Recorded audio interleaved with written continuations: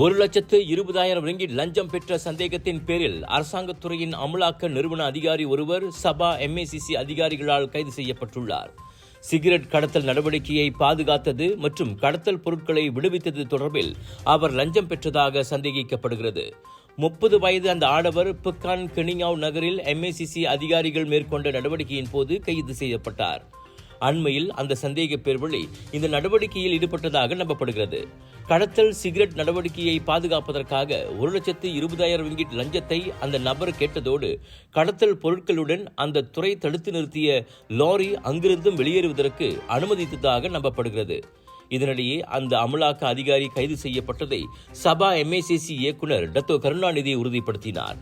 2009 ஆண்டின் மலேசிய லஞ்ச துறைத்தொழிப்பு சட்டத்தின் 17வது விதி உட்பிரிவு A-வின் கீழ் விசாரணை நடத்தப்பட்டு வருவதாகவும் கைதான சந்தேக பேர்வழியை விசாரணைக்காக தடுத்து வைக்கும் உத்தரவை பெறுவதற்காக அவர் இன்று நீதிமன்றத்தில் நிறுத்தப்படும் சாத்தியம் இருப்பதாகவும் கருணாநிதி கூறினார்.